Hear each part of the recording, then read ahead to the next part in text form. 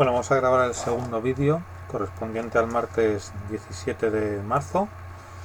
Estábamos con el tema 7, las partículas y transformaciones, para repasar un poquitín lo que vimos, lo básico del último día que nos va a hacer falta. Entonces recordad que el último nos quedamos con el modelo atómico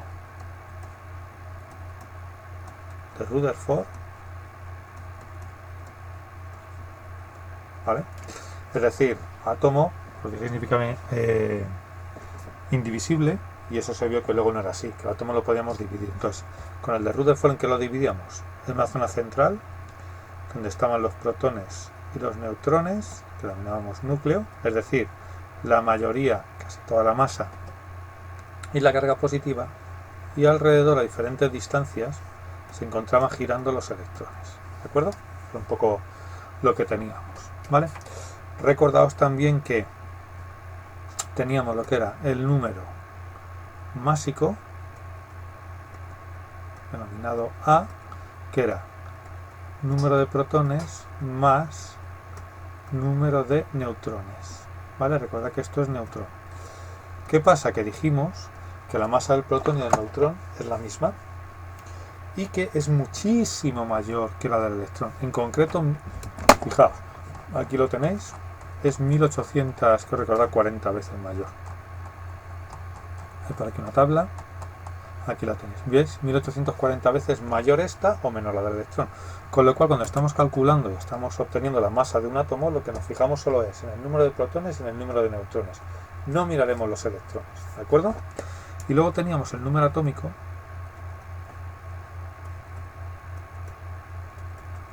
que denominaremos Z, ¿vale? El número atómico, que es igual al número de protones. Y fijaos que esto es la clave. ¿Por qué?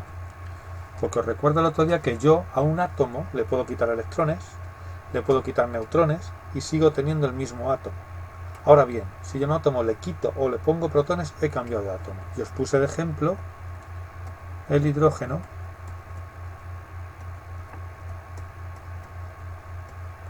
¿vale? Recordad que cualquier elemento se ponía como arriba el número másico y abajo el número atómico, el número de protones. Entonces, estos tres tienen el mismo número de protones. Un protón, un protón, un protón. Por eso pongo hidrógeno. Si ya que tuviese dos, pondría helio. Si tuviese tres, pondría litio. Entonces pongo hidrógeno en los tres, pongo hidrógeno porque los tres tienen un solo protón. Y a un átomo que tiene un protón se denomina hidrógeno. Ahora bien, ¿qué está sucediendo aquí? Este, que es el número de protones más neutrones, solo tiene un protón y ya está. ¿Vale? Este de aquí, que es 2, tiene un protón y un neutrón para sumar 2. Es más pesado que el anterior. Y este de aquí tiene un protón más 2 neutrones. Es decir, la diferencia entre estos tres es la masa que tienen. Este pesa más que este y pesa más que este. A estos tres elementos se denomina isótopos. ¿Qué son isótopos? Aquellos que tienen el mismo número atómico, por tanto es el mismo elemento, y distinto número másico. Es decir, uno pesa más que otro porque hemos añadido neutrones. ¿De acuerdo? Por ejemplo, un protón es el hidrógeno, ¿vale? Muy bien, un protón es el hidrógeno, y 2 protones se denomina helio. Es un elemento que es diferente ahí, ¿vale? Entonces es tan importante el número de protones que la tabla periódica, también lo vimos, la ordenación de la tabla periódica, ¿vale?, se hace en orden ascendente de número atómico, en orden ascendente de número de protones. Es decir, el primero es el hidrógeno, que tiene un protón, el segundo es el helio, que tiene 2 protones, el tercero es el litio, que tiene 3 protones, el cuarto es el berilio, que tiene 4 protones, y así sucesivamente, ¿vale? Entonces se ordenan en función de ese valor, el número de protones, que lo tenéis por ahí. Tú veis, un protón, 2 protones, 3 protones, 4 protones, así sucesivamente.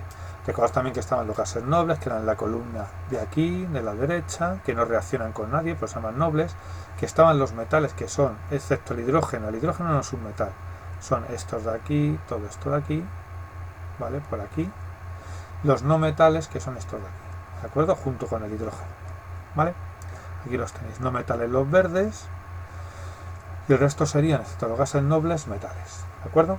Hay una cosa que se llama aquí metaloides, que son estos marroncillos de aquí, o metales de transición, a veces perdón, metal de transición no, metal de transición son estos, semimetales, que a veces están a caballo entre los no metales, que son los verdes, y los metales, ¿de acuerdo? Bueno, aquí vamos a completar este. Dice, en la tabla periódica los elementos se ordenan por el orden. Vamos a hacerlo como siempre, con números. Y 2. La tabla periódica de los elementos se ordena en orden creciente, ¿vale? De su número, aquí 1, 2. Bueno, vamos a, por si acaso bien, sí, así. En orden de su número atómico, no másico, solamente son los protones. En ella las columnas se denominan, las columnas, es decir, esto, se denominan grupos, ¿vale? Y contiene elementos que presentan propiedades químicas 2, 3, similares, ¿vale? Y las filas se denominan periodos.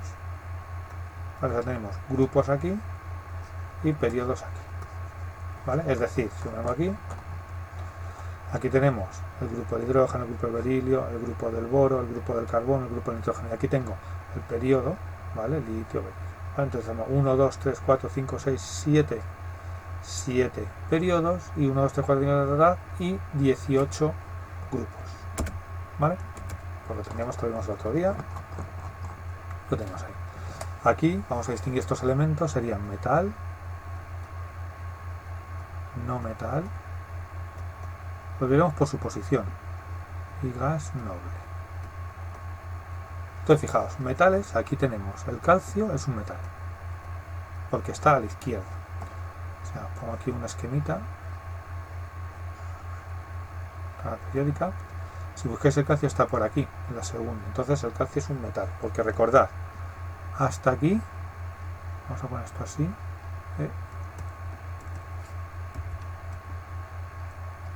estos son gases nobles, a ver si me deja, no me va a dejar. Esto de aquí son no metales y todo esto de aquí son metales, y como el calcio está por aquí es un metal, ¿vale? Luego tenemos el fósforo está por aquí, por tanto es un no metal. El oro está por aquí, es un metal. El neón está en esta columna, es un gas noble. El zinc está por aquí, es un no metal. El helio está aquí, es un gas noble.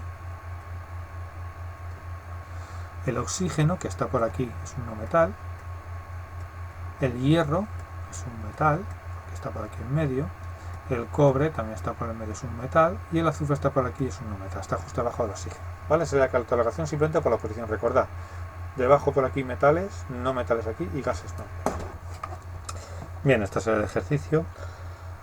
Luego, bueno, en la tabla periódica se conocen 100 elementos químicos naturales, luego se nos sintetizan algunos más, pero ahora viene lo importante. Y es que cuando yo junto dos átomos o dos elementos, es decir, vamos a referir como átomo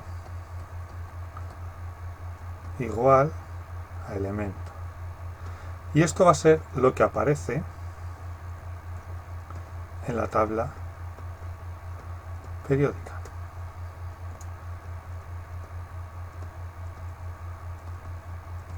¿Vale? Es decir, todo lo que aparece en la tabla periódica, todos los que tenemos por aquí, todo esto son elementos o átomos, háganlo como queráis, hidrógeno, litio, berilio. ¿Qué pasa? Que esto no se encuentra así en la naturaleza, no tenemos el hidrógeno, no tenemos el litio, esto en la naturaleza están combinándose entre sí. Es decir, los átomos se unen entre sí. De hecho, ni siquiera el hidrógeno está suelto. Y cuando yo junto dos átomos o elementos, dos o más, o sea, la unión de átomos o elementos, de la unión de átomos o elementos, lo que genero son moléculas, que es lo más común, que no estén sueltos. Moléculas, por ejemplo, la más popular, esto.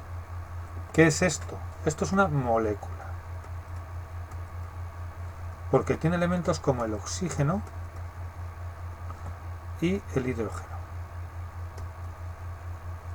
oxígeno a hidrógeno. De hecho, este numerito de aquí nos indica el número de átomos de estos que hay. Es decir, aquí me está diciendo este 2 que yo tengo 2 átomos de hidrógeno. Y aquí habría un 1, que nunca se pone, cuando en el servicio de matemáticas con 1.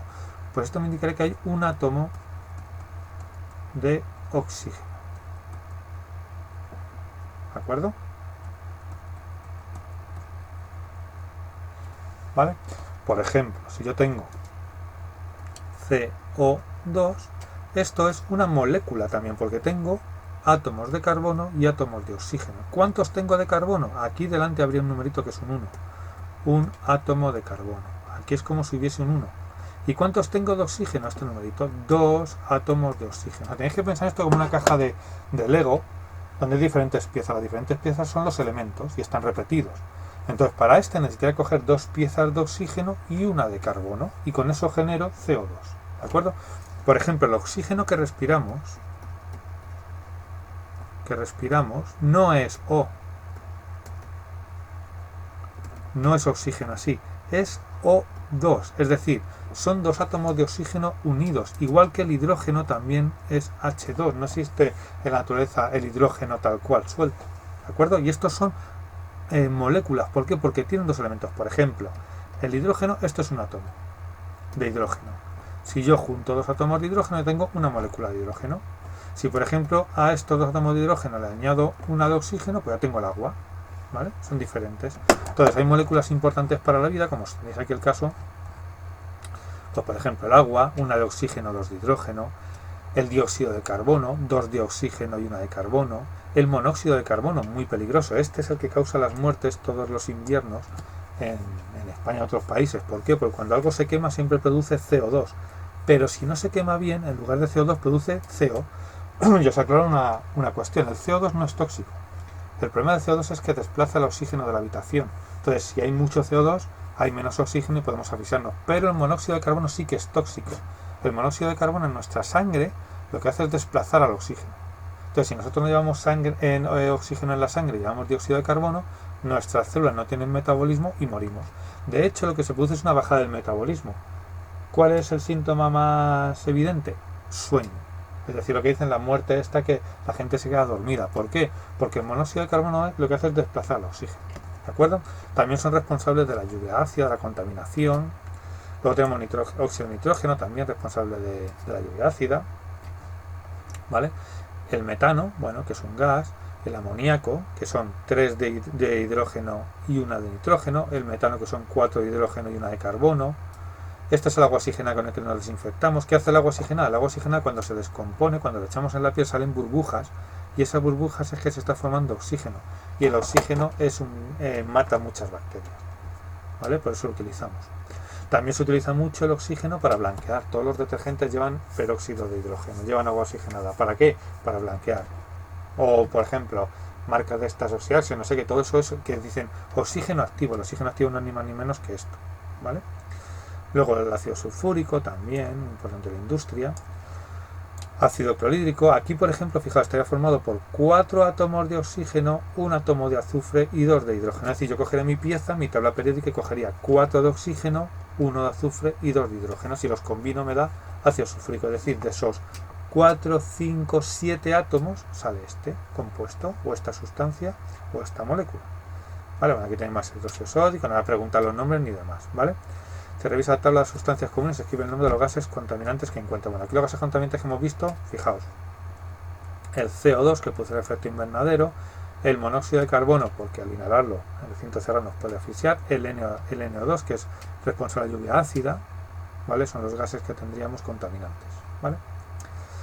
Por aquí los relacionamos, entonces, bueno, esto tampoco le voy a preguntar porque excede mucho lo que nosotros estamos viendo, pero bueno, para que lo tengáis, fijaos, la lluvia ácida se da por el dióxido de nitrógeno. El salfumán lo que lleva es el clorhidrógeno, perdón. El salfumán, a ver si lo puedo quitar. El salfumán lo que lleva es ácido clorhídrico, ¿vale? Luego tenemos, vamos a quitar esto. Vale. Luego tenemos la sal común, que es cloruro sódico.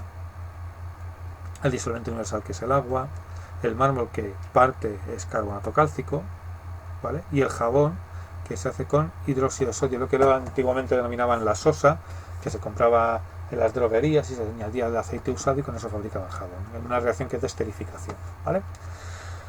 Bueno, isótopos reactivos. Aquí recordad que, como os he dicho al principio, el átomo tiene una parte central,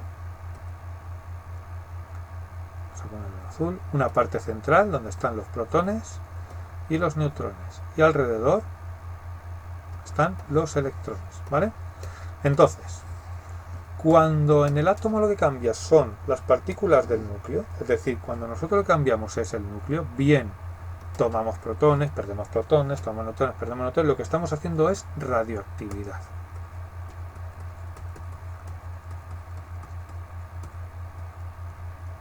¿Vale? Es lo que estamos, cuando rompemos el núcleo, lo que estamos haciendo es radioactividad, que se basa, por ejemplo, imaginaos que yo tengo aquí un núcleo que tiene 5 protones y 2 neutrones, por ejemplo, me lo invento. Esto se puede romper en dos y por un lado irse 2 protones y por otro lado irse 3 protones con 2 neutrones. La suma tiene que permanecer constante, pero bueno, a veces transforman energía, no vamos a entrar, son reacciones bastante más complicadas, pero vamos a ver muy por encima. Pero sí que sepáis que se ha producido la fisión, es decir, la ruptura del núcleo. Y estas son partículas radiactivas. Esta partícula puede incidir en nuestro ADN, por ejemplo, y producir mutaciones, ¿vale? O incluso quemaduras, dependiendo de la energía que tenga. Bueno, pues eso es de lo que se trata en los procesos radiactivos. Fue Becker el primero que vio que un mineral como el uranio, al depositarlo sobre una placa fotográfica, lo que hacía era velarla. Y las placas fotográficas se velan cuando inciden sobre ellas partículas atómicas. Entonces, en este caso dijo, pues el uranio debe emitir alguna partícula, ¿vale? La forma de medirlo son con los contadores Geiger, que son los que veis en las películas, estos que chirrían, chisporrotean, que suenan. Bueno, pues es un medidor de partículas, ¿de acuerdo? Se descubrió que esto estaba asociado a la desintegración de los núcleos, es decir, que a nivel de núcleo, no es a nivel de electrones, aunque veréis que aquí hablan de electrones negativos. Cuando aquí hablan de electrones son unos electrones que hay en el núcleo, no son los electrones de fuera, ¿vale? No nos vamos a liar mucho con eso, porque de esta parte no voy a insistir mucho, pero bueno, que tengáis claro que es a nivel nuclear. Y hay 3 tipos de radiación, es decir, el núcleo se puede romper haciendo 3 cosas. Primera, emitiendo núcleos de helio. ¿Qué es el núcleo de helio? Pues 2 protones, como os he puesto aquí. Esto es un núcleo de helio. Emito 2 protones, ¿vale? Son emisiones donde aquí se emite mucha energía, ¿vale? Pero son poco penetrantes. ¿Qué quiere decir que es poco penetrante? Que con métodos de aislamiento comunes, pues hormigón y demás, se puede evitar que traspase y que no se afecte, ¿vale? Lo pararía. Luego tenemos la reacción beta, que es a lo que me refería, emisión de electrones con carga negativa. Bueno, son partículas del núcleo que tienen carga negativa, lo que conocemos como electrones, pero no son los electrones que hemos hablado que están girando alrededor del núcleo, ¿de acuerdo? No son estos. Entonces tienen mucha energía y bastante penetrante, es decir, aquí, por ejemplo, el hormigón a lo mejor lo pueden atravesar. Tendríamos que estar hablando ya de plomo y estructuras mucho más densas para poderlos parar. Y luego tendríamos la reacción gamma. ¿Qué es la radiación gamma? La radiación gamma lo que emite son ondas electromagnéticas, es decir, aquí lo que se emite ya no es una partícula, es energía, ¿vale? Y muy penetrante, que alcanza mucho y muy penetrante, ¿de acuerdo? Entonces, todo esto es un resultado de la fisión del núcleo, es decir, de romper el núcleo, ¿vale? Es un proceso que se produce en el interior de un reactor nuclear, es decir, los reactores nucleares que tienen es uranio, que el uranio de forma natural su núcleo es inestable, el número de protones y neutrones que tiene no conviven bien. ¿Qué es lo que se hace el núcleo? Se rompe, ¿vale? Y produce otra serie de elementos que siguen a su vez emitiendo, descomponiéndose. Y en esa ruptura se libera muchísima energía, porque no os olvidéis que para formar el núcleo necesitamos mucha energía, y esa energía se guarda dentro. Cuando yo rompo el núcleo, esa energía se libera, en forma de partículas alfa, en forma de emisión de núcleos de helio, ese tipo de cosas. Y eso es lo dañino de la radioactividad, ¿vale? ¿Qué pasa con la fusión? Es el proceso contrario. Aquí no se emite energía, aquí no estamos generando residuos. Aquí lo que se hace es juntar dos núcleos, ¿vale? Pero es muy, muy difícil, no se ha logrado todavía. Se está intentando, ha habido artículos que decían que sí, pero se ha visto que no. En fin, es la panacea porque se emite muchísima energía, no es contaminante y no hace falta mucha cantidad de elemento para hacerlo, ¿de acuerdo? Pero todavía es muy difícil. El principal inconveniente es la energía necesaria para juntar 2 núcleos. Es muchísima, no se ha conseguido eso, ¿vale? Bueno, la actividad reactiva depende críticamente de la cantidad relativa de protones y neutrones del núcleo, es decir, cuanto más protones y más neutrones, más actividad tendrá. fijaos que el uranio, si lo buscamos por aquí, perdón, que me he ido, están por aquí, vale. Aquí ahora mismo es que no se ve, pero está por aquí. Bueno, ahora mismo no lo tengo ahí, pero bueno, se podía encontrar aquí. Vale, aquí lo tendríais, ¿de acuerdo? Su número atómico es 92 y se descompone dando lugar a otros, pues a polonio, ese tipo de cosas, ¿vale? Tipo de elementos. Aquí, ¿vale?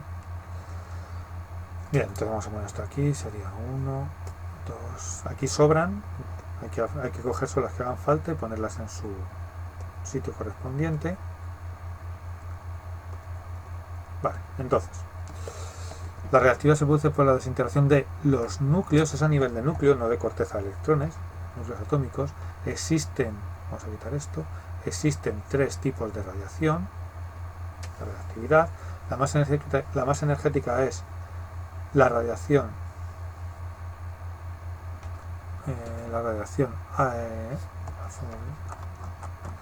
tenemos aquí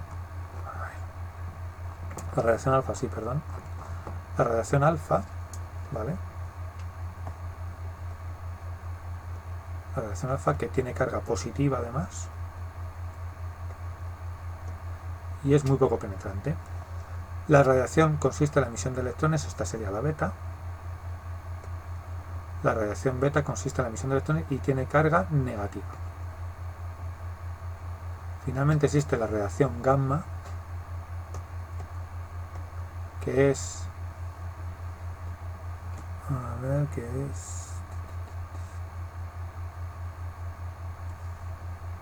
que es neutra, ¿vale? Y tiene mayor alcance que las otras. Aquí, en este caso, el 9, 10 y 11 nos sobra, ¿vale? ¿De acuerdo? Bueno, aplicaciones, aquí esto es un poco que lo sepáis, simplemente que existen, me pregunta este tipo de cosas, pero bueno, simplemente que los isótopos se aplican, por ejemplo, en la producción de energía eléctrica en las centrales nucleares a partir del uranio, el uso en medicina también, tanto en tratamiento de enfermedades por radioterapia como en el diagnóstico, ¿vale? Por gammagrafías y demás procesos radioactivos, ¿vale? Y en investigación científica también, ejemplo, la datación con carbono 14, investigaciones policiales que también se utilizan, entonces bueno, que sepáis que se utilizan, ¿vale? Bueno, que lo dice, los isótopos reactivos son útiles en las investigaciones policiales, verdadero. Yo aquí tendría mis, bueno, porque no sea a nivel de cuantisótopo, pero quiero decir, me explico, es decir, el carbono 14 se desintegra tardando varios cientos de años en que haya un descenso importante en su cantidad, que es lo que sucede. Es decir, aquí lo que sucede es que un isótopo, por ejemplo, que decíamos, imaginaos, yo os hablé del hidrógeno, imaginaos el hidrógeno que hubo al principio era este, ¿vale? Y este se va desintegrando en este, y lo hace con un tiempo determinado. Entonces, en cada instante de la vida, en cada tiempo, yo voy a saber qué cantidad tendría que haber de esto mediante una ecuación de matemáticas. Y por eso es la fecha, pero bueno, esto tampoco os liéis. Entonces, simplemente decir que bueno, aquí se utiliza, pero tampoco es la panacea. Luego, la generación eléctrica de las centrales nucleares actúa, no tiene problemas medioambientales. Falso. Generamos, al descomponer los elementos reactivos, se generan siempre residuos radiactivos. El carbono 14 es un isótopo estable de carbono. Falso. ¿De acuerdo? No es el carbono 14 tiende al carbono 12. Y luego los radioisótopos se utilizan en el tratamiento del cáncer. Verdadero. Eso es, ¿vale? En radioterapia. Hemos visto que la actividad resulta peligrosa, entonces, ¿por qué se utilizan algunos isótopos con fines médicos o hospitales? Lo que decía, ahí controlando la dosis no es tan perjudicial. Es decir, aquí el problema no está tanto en la radiación que nos llega, sino la capacidad que tiene de penetración. Hemos visto que la beta, por ejemplo, es más penetrante que la alfa y demás, y sobre todo el tiempo que estamos expuestos. Pero bueno, en un hospital, tanto para pruebas diagnósticas como para radioterapia, el tiempo está controlado para que no produzca daños o los menos daños posibles, ¿vale? Bueno, como os decía, a nivel de tipo de medio ambiente, pues hay varias cuestiones, residuos radiactivos, es decir, aunque la central funcione bien, no hay ningún accidente, en todas las centrales nucleares lo que se está haciendo es producir residuos, es decir, el uranio se descompone en elementos hasta que llega uno que ya no se descompone, pero ese que ya no se descompone sigue emitiendo radiación y hay que guardarlo, y son varios durante miles de años. Entonces hay cementerios nucleares, en España hay alguno, ¿Que cuál es el problema? Que no vale con que eso guarde 5, 10, 20, 100 años, son miles de años. En Alemania tienen problemas porque, por ejemplo, uno de los cementerios se les está inundando por aguas subterráneas. Entonces, claro, es un problema que una vasija que contenga elementos radiactivos se abra y suelte la energía. Entonces, ese es el principal problema. Y luego el segundo importante son los accidentes nucleares, es decir, esto hay que controlarlo. Entonces, cuando se empieza a romper uranio sin control, se libera tal cantidad de energía que es una bomba atómica, como pasó en Chernobyl. ¿Vale? Entonces hay que tener mucho cuidado. Y aparte también, por ejemplo, hay una parte de las centrales, que eso también es aplicable a otro tipo de centrales eléctricas, que lo que hacen es, necesitan agua. ¿Para qué? Para enfriarse. Entonces yo cojo ese agua, me enfrío y lo devuelvo caliente al río otra vez. ¿Qué pasa? Que no estoy contaminando el río, ese agua va limpia, pero estoy cambiando el ecosistema. ¿Por qué? Porque estoy cambiando la temperatura del río. Y eso también es una parte que a nivel ecológico, pues bueno, es un problema. ¿De acuerdo? ¿Qué pasaría si consiguiésemos en vez de fisión, ruptura de núcleos, fusión, unir núcleos? Que la energía sería mucho más limpia, no habría residuos nucleares y se obtendría mucha más con menos cantidad. Pero ya creo que eso está en investigación y no se ha conseguido. Sería la panacea. Sería el santo grial. ¿Vale? Bueno, aquí dice, un accidente de una central nuclear causa afecciones únicamente en el entorno más próximo a la instalación. Falso. La de Chernóbil llegó hasta Suecia. Los residuos radiactivos continúan siendo peligrosos durante miles de años. Verdadero. Gran problema. Hay que guardarlos y protegerlos bien durante miles de años. También son considerados residuos aquellos materiales que han estado en contacto con los residuos radiactivos. Verdadero, porque se han contaminado de compuestos radiactivos y se pueden convertir en emisores de radiación. La fusión nuclear presenta los mismos problemas que la fisión. Falso. La fusión sería una energía limpia, no se generarían reacciones. ¿Vale? Entonces, una vez visto lo que pasa a nivel atómico, a nivel del núcleo, núcleo de radioactividad, vamos a ver qué pasa con los electrones que están fuera. Es decir, en el apartado anterior nos hemos ocupado del núcleo. Pierdo protones, gano protones, tal. Ahora vamos a ver con estos electrones, ¿vale? Estos electrones son los responsables de que los átomos se unan entre sí sin que el átomo cambie. Es decir, de lo que vamos a denominar reacciones químicas, ¿vale? Todo está lleno de reacciones químicas, todo. Bueno, aquí en nuestra vida cotidiana sabemos cómo al mezclar o calentar sustancias, hay algunas veces, incluso de forma espontánea, se producen cambios en ellas. Por ejemplo, típico varillas estas que se iluminan cuando las doblas por la mitad, es porque estás mezclando dos compuestos químicos que van dentro y la energía que esa reacción produce es lumínica, ¿vale? Pues hay dos tipos de cambios que debemos distinguir muy bien. Aquellos en los que se cambia la naturaleza de la sustancia original, es decir, yo tengo una sustancia, por ejemplo, cualquier cosa, y al hacer ese cambio, pues la pólvora es óxido de hierro, cuando lo quemo, se produce un cambio químico, ¿vale? Cambia a otra sustancia. O aquellas que no se produce un cambio en la naturaleza de la sustancia. Por ejemplo, el agua, si yo tengo líquida en vapor o hielo, sigue siendo el mismo agua, ¿vale? Entonces, ahí hay dos. Vamos a diferenciar cambios físicos y cambios químicos, ¿vale? En otros casos, que es mucho más dramático, resulta una sustancia absolutamente diferente que la que teníamos, ¿vale? Bueno, aquí pone una hoguera, pues eso. Por ejemplo, si vosotros cogéis carbón, o bueno, un árbol o madera la quemáis, hay unos compuestos orgánicos complejos que al final acaban siendo negros, se convierten en carbón, que es eso negro que vemos, ¿vale? O, por ejemplo, cuando dejamos hierro a la intemperie, de repente se oxida, va cambiando, se va destruyendo. Eso que es un cambio químico. El hierro se va convirtiendo en óxido de hierro, y el óxido de hierro es mucho más débil que el hierro, ¿vale? Forma placas que se rompen. Es decir, el hierro está tan ricamente en el compuesto. Yo tengo una lámina de hierro, lo que tengo son hierros así, tan campantes, muy duros ellos y muy resistentes y lo que quieran, ¿vale? ¿Qué pasa? A esto el oxígeno que está en el ambiente le ataca, ¿vale? Y se forma esto. Se unen dos hierros y un oxígeno, es decir, paso hierro a tener óxido de hierro. Esto forma unas láminas que son muy frágiles, con los golpes se rompen. Y eso es lo que denominamos el óxido, ¿vale? Esto sería una transformación química. ¿Por qué? Porque pasa del hierro, un elemento químico, a tener óxido de hierro, que es otro elemento diferente al de partida. Es una reacción química, un cambio químico, ¿de acuerdo? Entonces aquí lo tenéis, procesos físicos y procesos químicos. Entonces, la materia, como pone aquí, está continuamente sometida a transformaciones. De hecho, le echamos minio, barnizamos, todo para protegerlo, ¿vale? ¿De qué? De que en el ambiente hay oxígeno, hay humedad y eso lo ataca. Los procesos que dan lugar a estos cambios son muy variados, por ello se pueden agruparse en dos tipos fundamentales. Procesos físicos, importante. Son aquellos en los que no se producen cambios en la naturaleza, es decir, no se producen cambios en la naturaleza del material que interviene. Esto es, la fórmula química sigue siendo la misma. El agua, su fórmula es esta: líquido, vapor o hielo. Es el agua, no cambió su fórmula, no ha cambiado y sigue siendo lo mismo. Lo podemos beber, aspirar o chupar del hielo, lo que quieras, pero es igual. Entonces, por ejemplo, ¿cuáles son los cambios? Pues cambios de estado, disoluciones, separación de mezclas. Es decir, por ejemplo, imaginaos algo más burdo. Si yo tengo arena y le echo arroz, yo tengo arena y arroz, no se han juntado. Si yo quiero separarlo, los paso por un tamiz y arriba me quedará el arroz y me pasa la arena, si es bien. O si queréis, arena y piedras, me da igual.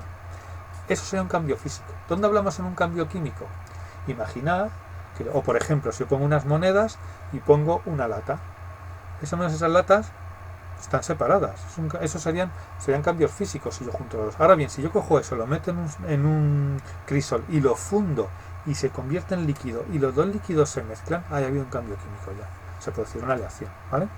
Todos los cambios químicos, en ellos hay un cambio más radical. Está cambiando la naturaleza de la materia, es decir, ya cambiaría la fórmula, ¿vale? Desaparecen unas sustancias y aparecen otras nuevas. Bueno, también recibe el nombre de reacciones químicas, y en las reacciones químicas siempre hay una parte que son los reactivos, los que tengo al principio. Los reactivos, bueno, vale, voy a poner aquí mejor, que se escribe mejor. En una reacción, un cambio químico, en la reacción química,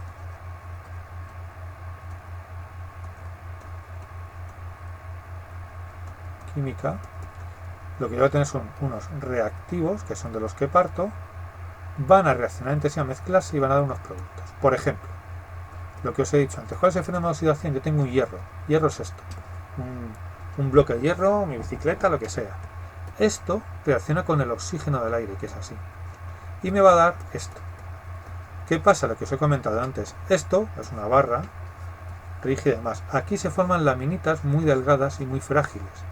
Y estas láminas se rompen con facilidad. Y eso es lo que se oxida, y por eso el óxido se desprende.